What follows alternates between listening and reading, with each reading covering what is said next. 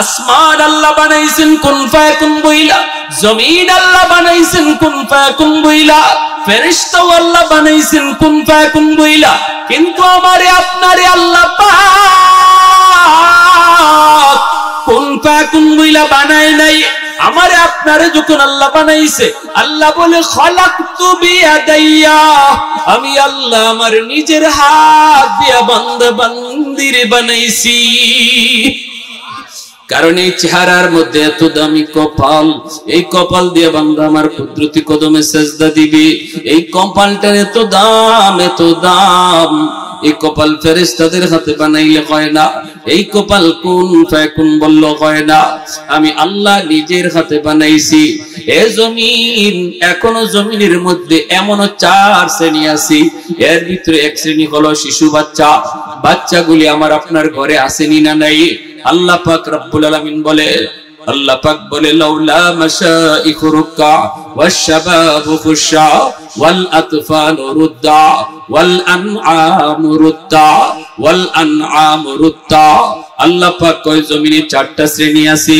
এই 4 শ্রেণী যতদিন জমিনে থাকবে ততদিন আমি আল্লাহ আসমান আসমানের জায়গায়, জমিন জমিনের জায়গায় দাঁড় করায় রাখবো।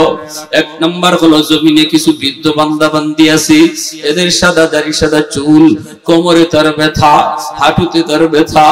আমার বান্দা আমার কদমে সেজদা দিতে তার কষ্ট হয়, এরপরও কষ্ট করে করে যখন আমার বৃদ্ধ বান্দা বান্দি আমার কদমে সেজদা দেয়, তখন তার সেজদার দিকে তাকাইলে এই জমিনের প্রতি আমি আল্লাহর মায়া লেগে যায়।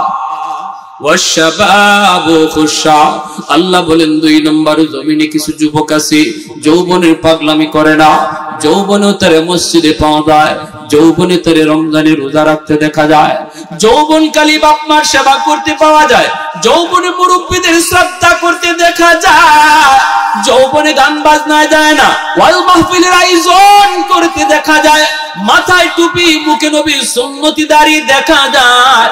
আল্লাহ বলে ওই যুবকের যৌবনের চাহিদা ছিল গুনাহ করা, এরপরও গুনাহ করে না, দিলের ভিতরে আমি আল্লাহর মহব্বত। ওই যুবকের কলিজার দিকে যখন আমি আল্লাহ কুদরতি নজরে তাকাই, তখন এই জমিনের প্রতি আমার মায়া লেগে যায়। 3 নম্বরে আল্লাহ বলেন ওয়াল আতফালু রুদ্দা, আল্লাহ বলেন 3 নম্বর হলো জমিনের মধ্যে কিছু শিশু বাচ্চা আছে, ঘরে ঘরে কিছু অবুঝ শিশু বাচ্চা, এদের কোনো গুনাহ নাই, এদের উপরে শরীয়তের কোনো বিধিবিধান চালু হয় নাই। যদি আযাব গজব জমিনে নামে, ওই আযাব গজবের ভিতরে বাচ্চাগুলি পইরা যায়, অন্যায় অপরাধ নাই, ওই বাচ্চাগুলি আযাব গজবে শামিল হয়ে যায়। অপরাধ করছে তার মা, গুনাহ করছে তার বাবা, আযাব আইছে মার কারণে, বাবার কারণে, কিন্তু বাচ্চাটাও আযাবের ভিতরে পড়ে যায়, গজবের ভিতরে পড়ে যায়। এই বাচ্চাগুলির দিকে যখন আমি আল্লাহ তাকাই, তখন এই জমিনের প্রতি আমি আল্লাহর বড় মায়া লেগে যায়। 4 নম্বরে আল্লাহ বলেন জমিনে কিছু পশু পাখি আছে, পশু পাখির উপরে শরীয়তের কোনো বিধিবিধান নাই, আযাব গজব আইলে হাঁস মুরগি গরু ছাগল এরাও গজবে পড়ে যায়, এরাও আযাবের ভিতরে পড়ে যায়। এদের দিকে তাকাইলো এই জমিনের প্রতি আমি আল্লাহর বড় মায়া লেগে যায়। যেরকম সুবহানাল্লাহ।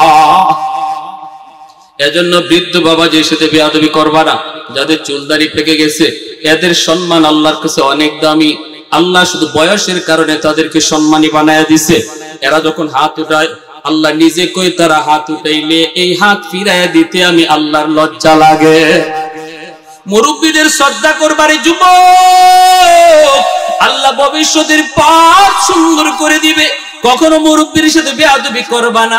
বাবা যদি না থাকে দুনিয়ায়, আল্লাহ নবী কয় বাবার বয়সের মানুষগুলারে যখনই শ্রদ্ধা করবা, যেন কবরে শুয়ে থাকা বাবারে তুমি শ্রদ্ধা করছো। তাকওয়া বলা হয় আল্লাহর ভয়, গুনাহ ছেড়ে দেওয়ার নাম।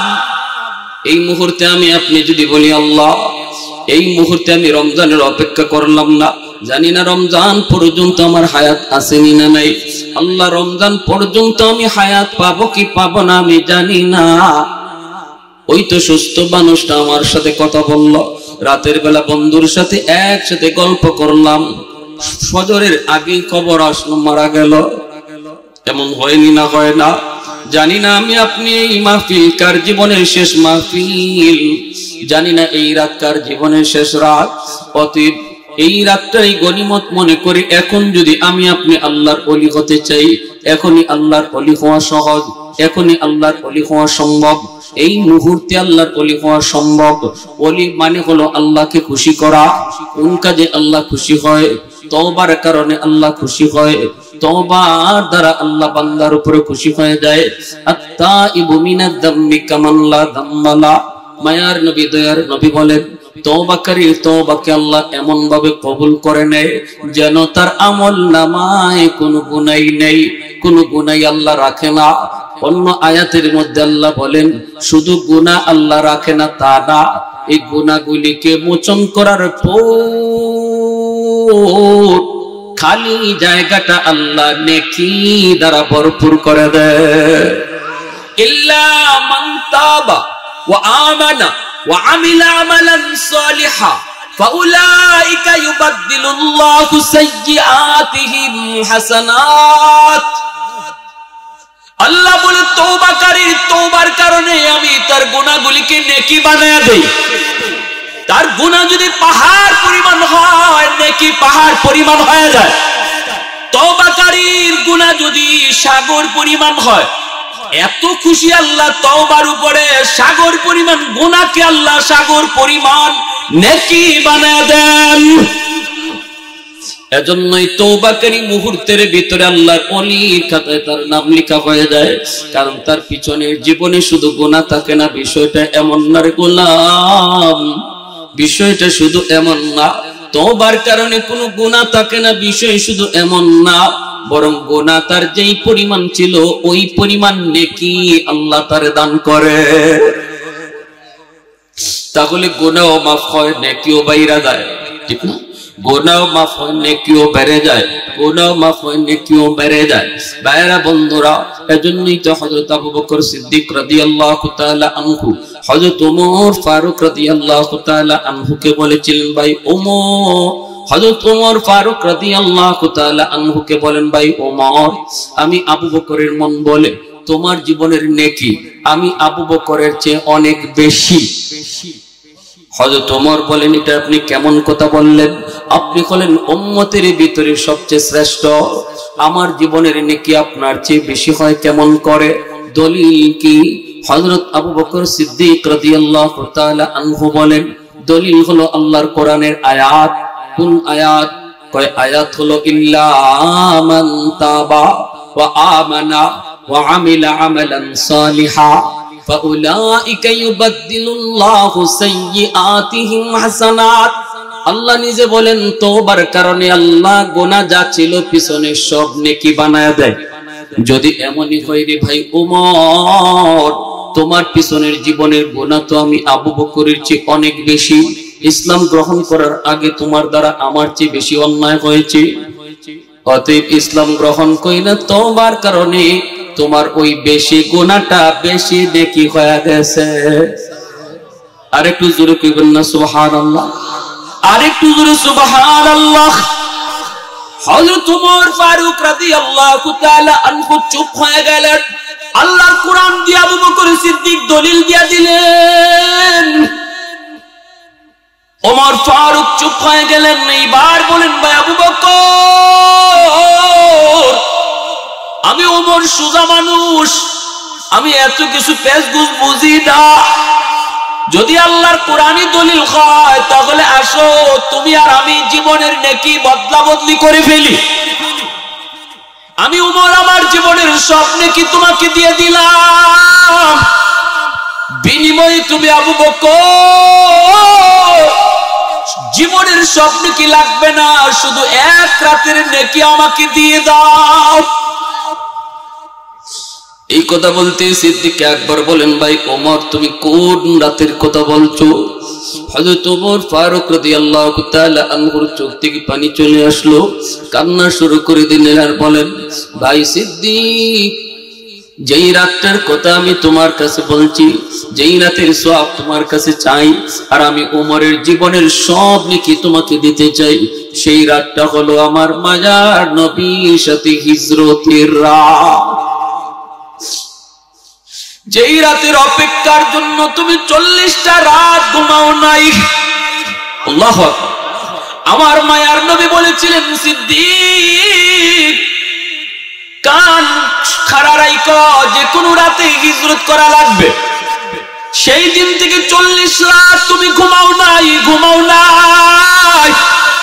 দরজার পাশে কান খাড়া করে রাখছো, কখন জানি আমার মায়ার নবী তোমারে ডাক দেন।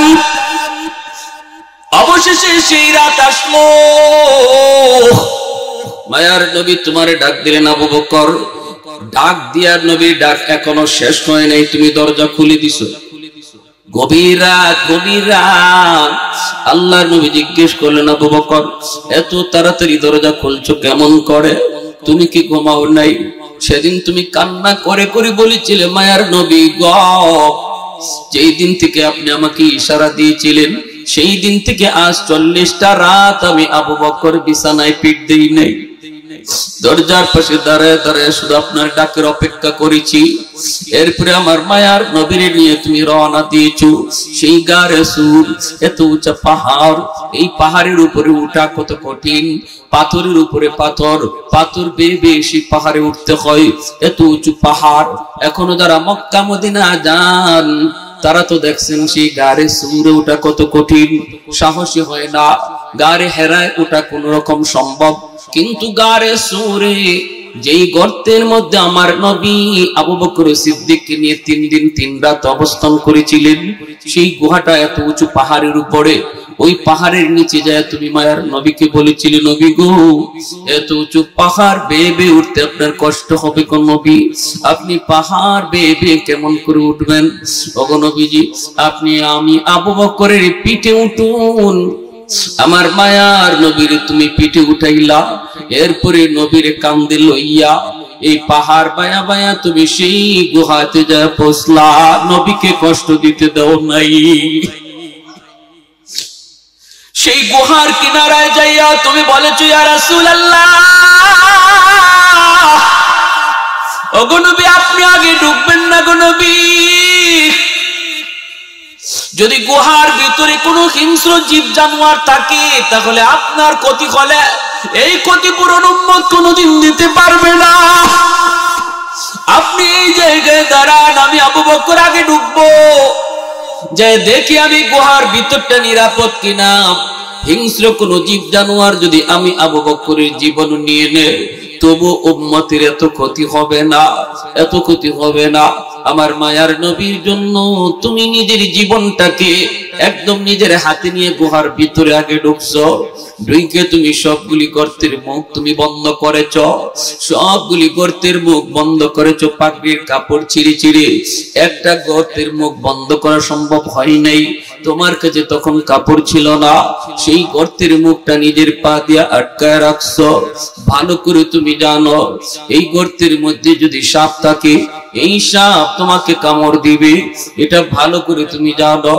এরপরও জেনে বুঝে পা দিয়ে আটকায় রাখছো, কামড় দিলে আমি আবু বকরকে দিক, জীবন যায় আমি আবু বকরের যাক, তবু আমার মায়ার নবীর যেন ক্ষতি না হয়। আশিক রাসূল কাকে বলে একটু মন দিয়া দিল দিয়া কথাগুলি শুনেন। এসপার ভালোবাসা মহব্বত কাকে বলে? এর হই আমার মায়ার নবীর চেহারা দেখতে চেয়েছিল, মায়ার নবীর নুরানি চেহারা দেখতে চেয়েছিল সাপ, কিন্তু আবু বকর সিদ্দিক রাদিয়াল্লাহু তাআলা আনহুর পা মুবারকের কারণে সে বের হতে পারে না। আল্লাহর নবী রহমতের নবীকে সিদ্দিক আকবর গুহার ভিতরে নিয়ে আসলেন। আয়েশা নবীকে ঘুম পাড়ালেন, নিজের উরুতে মায়ার নবীর ঘুম পাড়ালেন। বলুন তো দেখি ঘুমের প্রয়োজনটা বেশি কার ছিল? ঘুমের প্রয়োজন তো বেশি ছিল আবু বকর সিদ্দিক রাদিয়াল্লাহু তাআলা আনহুর, কারণ তিনি তো 40টা রাত ঘুমান নাই, ঠিক না? ঘুমের প্রয়োজন ছিল তার বেশি। এরপরও গুহার ভিতরে ঢুইকা নিজে না ঘুমাইয়া আমার আপনার নবীরে নিজের উরুতে ঘুম পাড়াইছেন। আমার আপনার নবী সিদ্দিক আকবরের উরুতে ঘুমাইতেছেন ওই অবস্থায় পা দিয়ে গর্তের মুখটা আটকায় রাখছেন। এই গর্তের সাপ আবু বকর সিদ্দিককে কামড় দিল। কামড়টা দেওয়া মাত্রই সিদ্দিক আকবরের পুরা শরীর বিশেষ যন্ত্রণা অস্থির। এরপর সিদ্দিক আকবর তিনি মুখ নাড়াচড়া করেন না, বডি নাড়াচড়া করেন না। বিষাক্ত সাপের বিষ তিনি হজম করে ফেলতেছেন। কামড় দিয়া দাঁতে কামড় দিয়া রাখছেন, জিহ্বায় কামড় দিয়া রাখছেন, বডি নাড়াচড়া করেন না।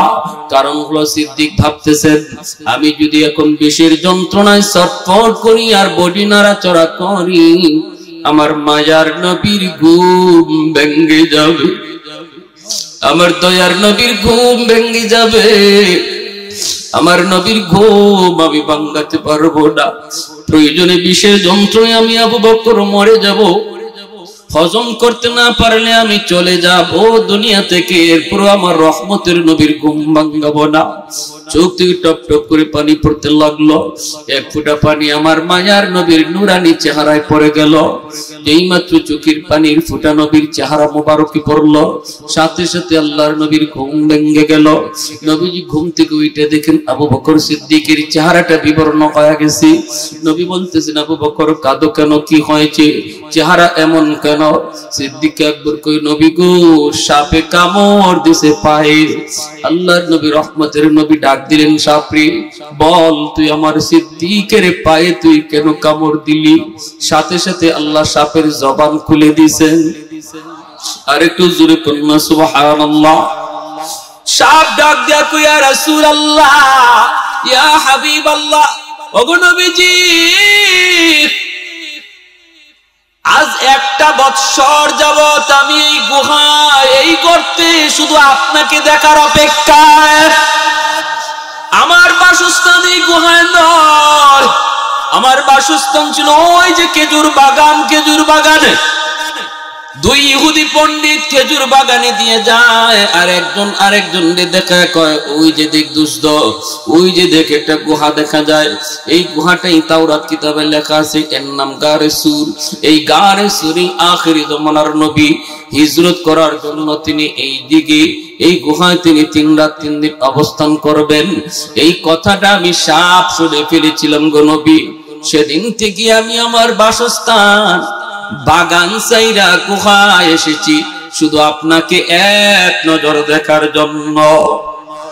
কিন্তু আপনার সিদ্দিকের পায়ের কারণে বের হতে পারি না। মনে কষ্ট নিয়ে আপনার সঙ্গে আপনার বন্ধুর পায়ে কামড় দিয়েছি। পাটা সরানোর জন্য নবী গো মাপ চাই। আল্লাহ নবী পবিত্র লোক মোবারক লাগায় দিলেন, সাথে সাথে বিষ পানি হয়ে গেল। ভাইরা বন্ধুরা, এরপরে ভাইরা আবু বকর সিদ্দিক রাদিয়াল্লাহু তাআলা আনহু এই দিনের এই ত্যাগ কুরবানিকে হযরত ওমর ফারুক উল্লেখ করে বলেন, ভাই আবু বকর ওই দিনে তুমি আমার মায়ের নবীর সাথে থাইকা যেই পরিমাণ কুরবানি আর মহব্বত নবীর প্রকাশ করেছ, আমি ওমর আমার জীবনের সব নেকি তোমাকে দিয়ে দিলাম, বিনিময়ে শুধু আমাকে ওই এক রাতের নেকি দিয়ে দাও। সিদ্দিক আকবর বলে, ভাই ওমর ওই রাতে আমার কি পরিমাণ নেকি আমি আবু বকর নিজেও জানি না। বদলা বদলি করবো তো আগে আমি নিজে বুঝতে হবে আমার ওই রাতে কি পরিমাণ নেকি হইছে। চলো দুজন মায়ার নবীর কাছে যাই। দুজন আল্লাহর নবীর কাছে চলে আসলেন। আল্লাহ নবী জিজ্ঞেস করেন, আবু বকর ঘটনা কি, কি কাম নিয়ে এসেছো? সিদ্দিক আকবর সালাম দেয়া কই, নবী গো আমরা দুইজন জীবনের নেকি বদলা বদলি করতে চাই। আল্লাহ নবী কই, এটা কি কবুল? হ্যাঁ। ওমর প্রস্তাব দিয়েছে, ওমর তার জীবনের সব নেকি আমাকে দিয়ে দিবে, বিনিময়ে আমার জীবনের নেকি চায় না, শুধু আমার এক রাতের নেকি চায়। ওগো নবীজি ওই রাতে আমার কি পরিমাণ নেকি হয়েছে আমি আবু বকর নিজেও জানি না। জানার জন্য এসেছি, আপনার কাছে জানতে এসেছি। আল্লাহ নবী রহমতের নবী বলেন, কোন রাত? সিদ্দিক আকবর তখন বলেন, ইয়া রাসূলুল্লাহ ওই রাতটা হলো হিজরতের রাত, যেই রাতে আমি আপনার সাথে হিজরত করেছিলাম গো নবী। এই কথা বলতেই মায়ার নবী দয়ার নবী বলেন, আবু বকর, আমি কোনো মত দিব না, আমি কোনো রায়ও দিব না, বদলা বদলি করবা কি করবা না সেটা তোমাদের ইচ্ছা, আমি কিছু বলবো না, আমি কিছু বলবো না। কারণ দুজন মায়ার নবীর অত্যন্ত পরম করম বন্ধু, একজন নবীর ডান হাত আর একজন নবীর বাম হাত, নবীজির ঘনিষ্ঠ দুই বন্ধু, আন্তরিক দুই বন্ধু। নবী কথা শোনার পরে কে খুশি হয় আর কে নারাজ হয়, এজন্য নবী বলে আমি সেটা বলবো না। আজও মায়ার নবী সেই দুই বন্ধুরি নিয়া মদিনার রওজায় আথারে বন্ধুকে পাশে নিয়ে আমার আপনার নবী শুয়ে আছে। সেই দুই বন্ধু আমার নবীর ডানে বামে শুয়ে রয়েছে। এজন্য নবী কয়, আমি কারে খুশি করবো আর কারে নারাজ করবো না, না না না, আমি এমনটা বলবো না। তবে এতটুকু বলতে পারি আবু বকর, ওই রাতে তোমার কি পরিমাণ নেকি হয়েছে, তোমার ওই এক রাতের নেকি যদি এক পাল্লায় রাখা হয় আর গোটা উম্মতের নেকি যদি এক পাল্লায় রেখে দেওয়া হয়, তবুও তোমার নেকির পাল্লা ভারী হবে। सिद्दीक तेरा नाम से इस्लाम रहेगा, सिद्दीक तेरा नाम से इस्लाम रहेगा, दुनिया की सदाकत में तेरा नाम रहेगा, दुनिया की सदाकत में तेरा नाम रहेगा, फारूक तेरा नाम से इस्लाम रहेगा, दुनिया की अदालत में तेरा नाम रहेगा, दुनिया की अदालत में तेरा नाम रहेगा, उस्मान तेरा नाम से इस्लाम रहेगा, दुनिया की सखावत में तेरा नाम रहेगा, दुनिया की सखावत में तेरा नाम रहेगा। একটু জোরে সুরে কোন আল্লাহু আকবার, মুসলমানের আওয়াজে কোন আল্লাহু আকবার। এজন্যই বলতেছিলাম রে ভাই, মনে রাখবেন আল্লাহর ওলি কেমনে হওয়া যায়, কয় তওবার দ্বারা হওয়া যায়। রমজান মাস আমি আপনি যদি হায়াতে নাও পাই, অন্তত আজকে বসার তৌফিকটা আল্লাহ দিয়েছেন, এই জায়গায় বসার সুযোগটা আল্লাহ আমাকে আপনি দিয়েছেন। এখন যদি আমি আপনি দিলে দিলে বলি, আল্লাহ যা করেছি পিছনে সব ভুল করেছি, আল্লাহ আর ভুল করব না।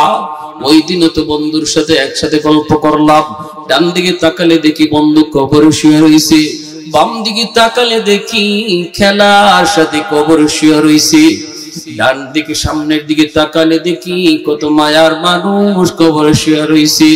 গত বছরে এমন দিনে মায়ার মানুষ দুনিয়াতে ছিল, এই শাবান মাসে হায়াতে পাবে না সেটা কোনোদিন ভাবেও নাই, আমরাও ভাবতে পারি নাই। আগামী শাবান মাস কার হায়াতে আছে কার নাই কেউ জানি না।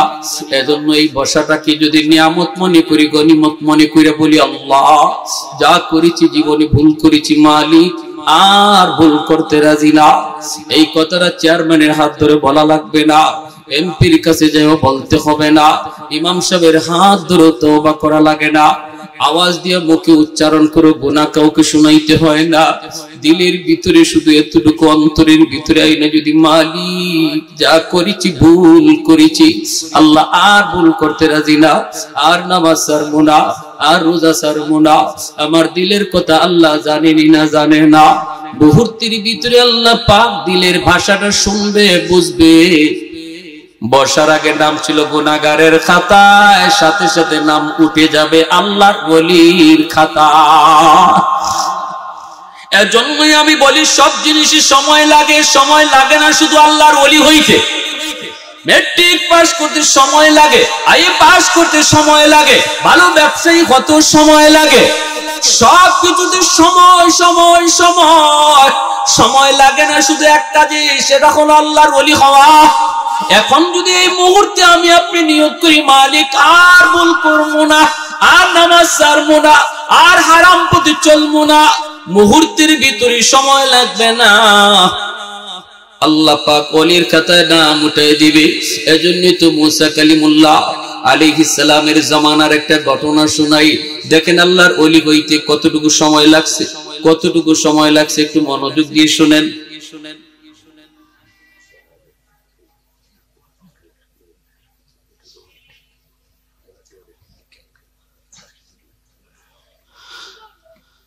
মুসা আলাইহিস সালাম, ওনার উপাধি ছিল কালিমুল্লাহ। কালিমুল্লাহ শব্দের অর্থ কি? আল্লাহর সাথে যিনি কথা বলে। 4000 বার কথা কইছে মুসা নবী। মুসা নবী আল্লাহর সাথে কথা বেশি বেশি বলছেন, এজন্য মাঝে মাঝে এমন কিছু আবদার করতেন যেটা শুনলে পরে আমি আপনার কাছে হাসি আসবে। মুসা আলাইহিস সালাম একদিন আল্লাহকে বলে, আল্লাহ আমি যদি খুদা হইতাম, তুমি যদি বান্দা হইতা, আমি যদি খুদা হইতাম, তুমি যদি বান্দা হইতা। আল্লাহ পাক কয়, মুসা হুশ আসেনি? বলে আল্লাহ হুশ তো আছে, কিন্তু পরে কথা পরে টইল আমার উদ্দেশ্য। আল্লাহ কত তাড়াতাড়ি কও, এখানে আটকেও না, ব্রেক দিও না। বলে আল্লাহ এটা তো হইতো না, আমি জানি এটা কোনোভাবেই হওয়ার ছিল না বা হবেও না, কিন্তু যদি এমন হইতো, আমি যদি খোদা হইতাম, তুমি যদি বান্দা হইতা, আমার কাছে কি চাইতা তুমি? ওইটাই সে পরের টইল উদ্দেশ্য। তখন আল্লাহ পাক কই, মুসা ভালোই তো চালাকি করছো, আমার মুখ থেকে শুনতে চাও, আমার মুখ থেকে বের করতে চাও, কোনটা আমার কাছে চাইতে হবে না? বলে আল্লাহ কোন না, যদি এরকম হইতো কি চাইতা? আল্লাহ কই, যদি এমন হইতো সুস্থতার নিয়ামত চাইতা। মুসা আলাইহিস সালামকে আল্লাহ পেয়ে গেছি, আমারও তুমি সুস্থতার নিয়ামত দাও। দেখছেন, সুস্থতার নিয়ামত বহুত বড় নিয়ামত। সুস্থ থাকলে তো ইবাদত, ঠিক না? সুস্থ থাকলে তো নামাজ, সুস্থ থাকলে তো রোজা। এজন্য সুস্থতার নিয়ামত বহুত বড় নিয়ামত। সুস্থতার দোয়া আল্লাহর কাছে সবার আগে চাইতে হয়। আল্লাহ আমাকে সুস্থতার নিয়ামত দাও, যাতে করে আমি তোমার বিধান পালন করতে পারি, যাতে করে তোমার কদমে সেজদা দিতে পারি, যাতে করে রমজানের 30টা রোজা রাখতে পারি, যাতে করে আল্লাহ তারাবির নামাজটা দীর্ঘ 20 রাকাত নামাজ তারাবি লম্বা রাকাত আদায় করতে পারি। এজন্য সুস্থতাটা আল্লাহর কাছে চাইতে হবে, ঠিক না? আরো জোরে বলেন ঠিক না?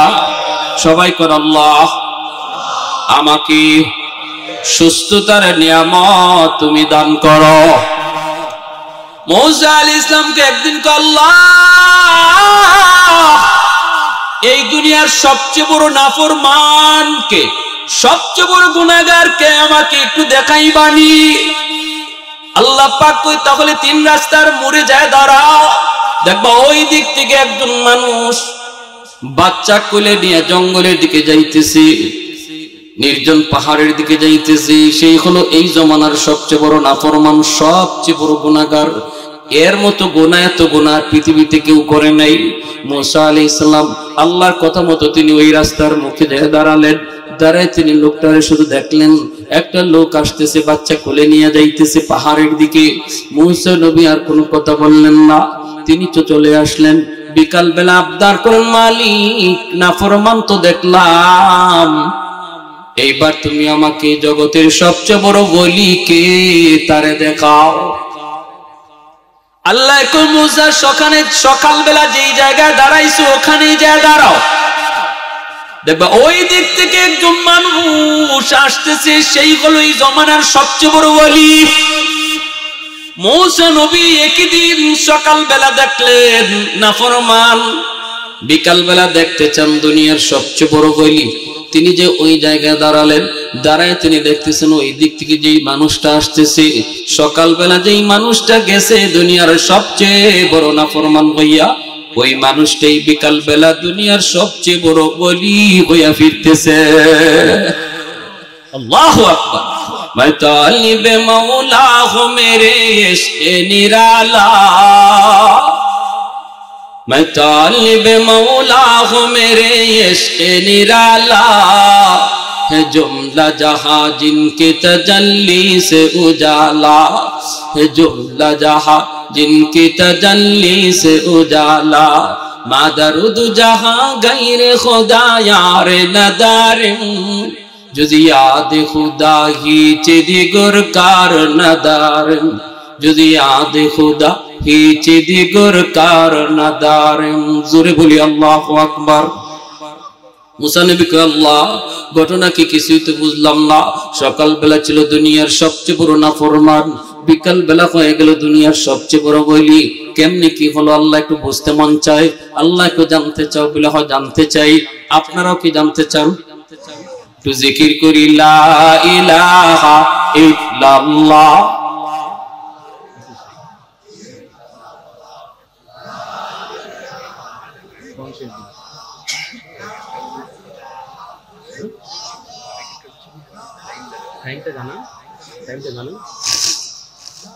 ला इलाहा इल्लल्लाह जुड़े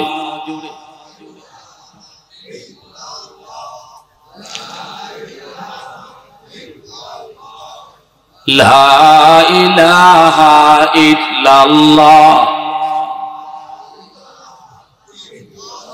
अल्लाहु रब्बुना मुहम्मद नबियुना अल्लाहु रब्बुना मुहम्मद नबियुना नहनु नुतीउहुमा नहनु कुल्लुन हिज़्बुल्लाह ला इलाहा इल्लल्लाह वातसिम बिहब्लिल्लाह मुजाहिद फी दीनिल्लाह ला इलाहा इल्लल्लाह ला इलाहा इल्लल्लाह ला इलाहा इल्लल्लाह ला इलाहा इल्लल्लाह सबाई ला इलाहा इल्लल्लाह ला इलाहा इल्लल्लाह ला इलाहा इल्लल्लाह ला इलाहा इल्लल्लाह ला इलाहा इल्लल्लाह मुहम्मदुर रसूलुल्लाह जोरे सुरे बोले सल्लल्लाहु अलैहि वसल्लम কান্না শুরু করে দিছে আর কয় এর চেয়ে বেশি হয়ে গেছে তোমার বাবার গুনাহ তখনই বাচ্চাকে আব্বু তোমার গুনাহ এত বেশি তোমার গুনাহ বুঝি এত বেশি আব্বু তোমার গুনার চেয়ে বড় কিছু আসেনি তখন আমার বান্দাটায় কান্দে কয় বাবারে তোমার বাবার গুনার চেয়ে বড় হলো আমার আল্লাহর দয়া এই কথা কইয়া হাউমাউ করে কান্না শুরু করেছে আর কয় বাজান আমার টুট না পাক আমার জিহ্বা না পাক আমার হাত না পাক আমার পা না পাক আমার বডি না পাক সব কিছু আমার না পাক কিন্তু তোমার জবানটা হলো পাক তুমি নিষ্পাক তুমি মাসুম আমি বাবা আল্লাহর কাছে কানবো আল্লাহর কাছে কানবো গুনার কথা ইয়াদ করে আর তুমি বাবার পক্ষ থেকে সুপারিশ কইরা আমিন আমিন বলবা आज सऊदी अरबेर मानुष हेरेम शरीफ अल्लाहर कुरखानाय काबा धइरा धइरा चुकेर पानी जराय कांदे আর শিশু বাচ্চাটারও কাবা ঘরের হেরেম শরীফের দেয়াল ধরায় মা গুনাহ করছে আল্লাহর ঘরে হাত দেয় বাচ্চাটারও হাত দেওয়ায় বাবা আল্লাহর ঘরে হাত লাগায় তওবা করে শিশু বাচ্চাটারও হাত লাগায় তাদের সুপারিশ করায় বাবা তখন কই বাবা আমি যখন আল্লাহর কাছে কানবো তুমি শুধু বাবার পক্ষ থেকে আমিন আমিন বলবা রব্বুল আলামিন কয় মুসা রে আমার বান্দা যখন গুনার কথা ইয়াদ করে কান্না শুরু করে দিল আমি আল্লাহর দয়া আর মায়া তার গুনার চেয়ে অনেক বেশি কুল ইয়া ইবাদিয়াল্লাযীনা আসরাফু আলা আনফুসিহিম লা তাকনাতু মির রাহমাতিল্লাহ আমি আল্লাহর ঘোষণাই তো রহমত আমার অনেক বেশি বান্দা যখন এর উপরে ভরসা করে কান্না শুরু করে দেয় তখন তার অবুঝ নিষ্পাপ বাচ্চাটা চোখের পানি ফালায়া বাবার পক্ষ হইয়া বাবার কোলে থাইকা ঠোঁটটা ভাঙ্গা ভাঙ্গা হাত উপরে উঠাইয়া বাবার পক্ষে আমিন আমিন কই আমি আল্লাহর কাছে সুপারিশ চাই যখনই আমার ওই নিষ্পাপ অবুঝ বাচ্চাটা ঠোঁট ভাঙ্গা কান্না আমি আল্লাহ দেখলাম আর তার আমিন ডাক আমি আল্লাহর কুদরতি কানে বসলো সাথে সাথে আমি আমার বান্দার তওবার উপরে খুশি হইয়া শুধু ওলি বানাইছি তা না ওলিদের সরদার তারে বানায়া দিছি এজন্যই রে ভাই মনে রাখবালা ইন্না আউলিয়া আল্লাহ লা খাউফুন আলাইহিম ওয়া লা হুম ইয়াহজানুন আল্লাহ পাক রব্বুল আলামিন কয় প্রতিদিন জমিন আমি আল্লাহর কাছে আবদার করে মালিক আর গুনাহগারের গুনাহ বইতে পারি না আল্লাহ আমি আর এই গুনাহগারের পায়ের লোড নিতে পারি না আল্লাহ আমি আর এই সুদখোরের 5 তলা বিল্ডিং এর লোড নিতে চাই না আল্লাহ আমি আর এই ঘুষখোরের 10 তলা বিল্ডিং এর লোড নিতে চাই না আল্লাহ তুমি আমাকে অনুমতি দাও আমি ওই সুদখোরের বালি গিলে ফেলি আমি ঘুষখোরের 10 তলা বিল্ডিং গিলে ফেলি আমি ওই জিনাখোরকে আমার পেটে নিয়ে নেই আলা কুল্লা ইয়াউমিন ওয়াল আরদু ইস্তাজিলু রাব্বাহু প্রতিদিন জমিন এমন ভাবে আবদার করে এমন কি বাগের হাটের জমিন প্রতিনিয়ত আল্লাহর কাছে আবদার করে মালিক গুনাহগারের পায়ের লোড আর আমি নিতে চাই না ওই গুনাহগারের পায়ের আওয়াজ আমি আর সইতে পারি না আসবিরু ইলা মাতা আসবিরু ধৈর্য ধরব আর জমিন বলে আমি কতকাল ধৈর্য ধরব আমি ওই গুনাহগারের পায়ের শব্দ আর কতকাল শুনবো এমনি ভাবে আল্লাহ কয় ওয়াল বাহরা ইস্তাজিলু রাব্বাহু সমুদ্র সৈকত আল্লাহর কাছে প্রতিদিন আবদার করে সাগর মহাসাগর গুলি আবদার করে মালিক আমি সমুদ্রের পারে আইসা না ফরমান কত গুনাহ করে আমি সমুদ্র আর কত দেখবো আর কত দেখবো তোমার কত বান্দা আমার পারে আইসা সুবহানাল্লাহর জিকির করে আর কত নাফরমান আইসা নাফরমানি কাম করে আমি নাফরমানির কাম আর কত দেখবো আর কত দেখবো আল্লাহ অনুমতি দাও ধ্বংস করে ফেলি আল্লাহ পাক রব্বুল আলামিন কয় চুপ কর আল্লাহ পাক কয় রে জমিন থাম থাম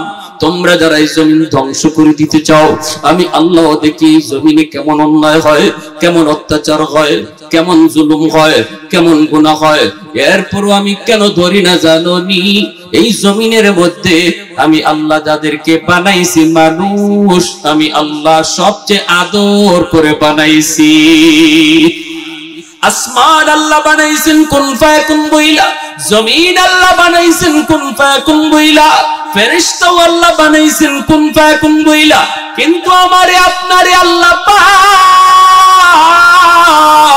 কুন ফায়াকুন বইলা বানায় নাই আমারে আপনারে যখন আল্লাহ বানাইছে আল্লাহ বলে খলাকতু বিয়াদাইয়া আমি আল্লাহ আমার নিজের হাত দিয়া বান্দা বান্দিরে বানাইছি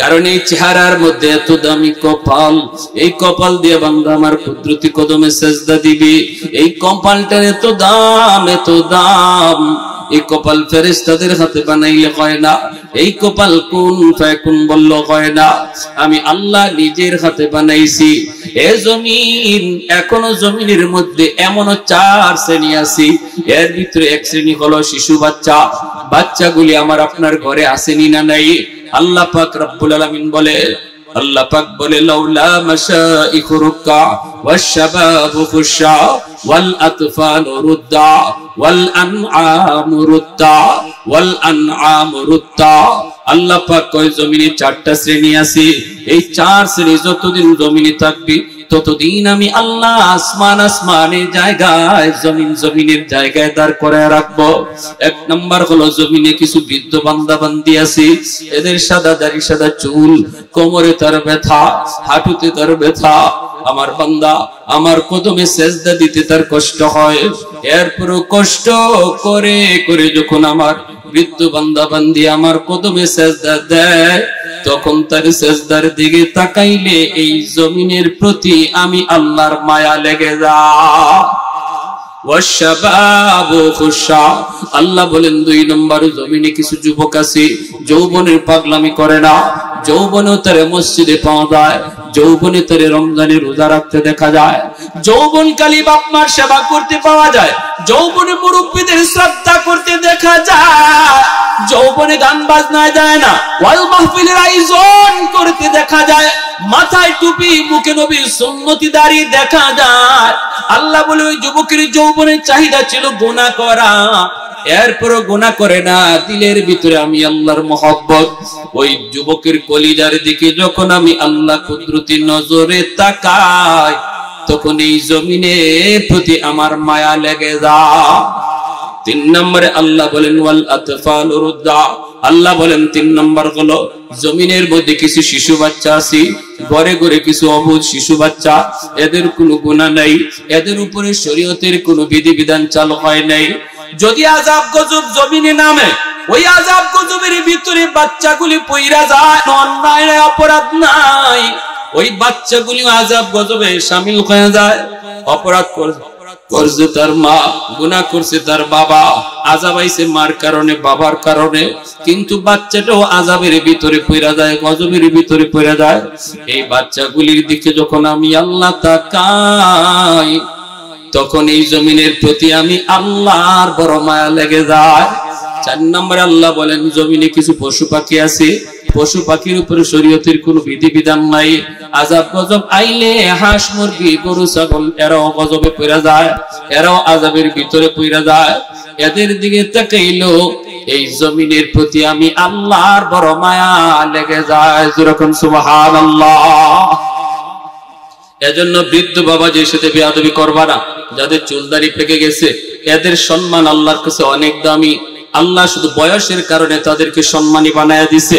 এরা যখন হাত উঠায় আল্লাহ নিজে কই তারা হাত উঠাইলে এই হাত ফিরাইয়া দিতে আমি আল্লাহর লজ্জা লাগে। মুরব্বীদের শ্রদ্ধা করবারে যুবক আল্লাহ ভবিষ্যতের পথ সুন্দর করে দিবে। কখনো মুরব্বীর সাথে বেয়াদবি করবা না। বাবা যদি না থাকে দুনিয়ায়, আল্লাহ নবী কয় বাবার বয়সের মানুষগুলার যখনই শ্রদ্ধা করবা যেন কবরে শুয়ে থাকা বাবারে তুমি শ্রদ্ধা করছো। ওই মুরব্বী মানুষটারে যদি সালাম দিলা যেন তুমি তোমার কবরে শুয়ে থাকা বাবারই সালাম দিছো। যদি তার সেবা করো মনে করবা নবী কয় যেন তুমি তোমার বাবার কবরে সেবা পৌঁছায় দিছো। এজন্য বাবার বয়সের মানুষ বাবার মতোই শ্রদ্ধা করবা। মা দুনিয়া নাই, মার বয়সের মহিলা দেখলে মা মতো শ্রদ্ধা কইরো। নবী কয় শ্রদ্ধা করা মাত্রই তোমার মার কবরে আল্লাহ তোমার খেদমত পৌঁছায় দিবে। আর এই সাদা দাড়ি সাদা চুল মুরব্বী বাবাজিরা যখন কষ্ট করে আল্লাহর কদমে সেজদা দেয়, আল্লাহ কয় এই কষ্ট করা সেজদার দিকে তাকাইলে জমিনের প্রতি আমার মায়া লাগে। আর ওই যুবকগুলি, যেই যুবকগুলি এখন কোরআনে মাহফিলের আয়োজন করে, যাত্রা আয়োজন করে না, ঠিক না জোরে কও, গান বাজনার আয়োজন করে না, যেই যুবকগুলি যৌবনে রোজা রাখে, মুখে দাড়ি রাখে, আল্লাহ ওদের খাতিরে জমিন টিকায় রাখছে। এজন্য যুবকদেরকে উৎসাহ দিবেন, মাহফিল মুখী করাবেন, কোরআন মুখী করাবেন। যত যুব সমাজ দ্বীনের লাইনে আসবে তত আল্লাহর রহমত আমাদের উপরে তত বেশি বাড়বে। রহমতের সময় রহমত পাবো। প্যারে হাজিরিন, এজন্যই আমি বলতেছিলাম আল্লাহকে বান্দারে আমারে খুশি করা সবচেয়ে সহজ। আর আল্লাহরে খুশি করার নামই হলো বিলায়ত। যে আল্লাহরে খুশি করলো সেই আল্লাহর ওলি হয়ে গেল। এই মুহূর্তে আমরা খাটিয়ে দিলে তওবা করে আল্লাহরে খুশি করতে কারা কারা রাজি? হাত উঠে আল্লাহকে দেখা।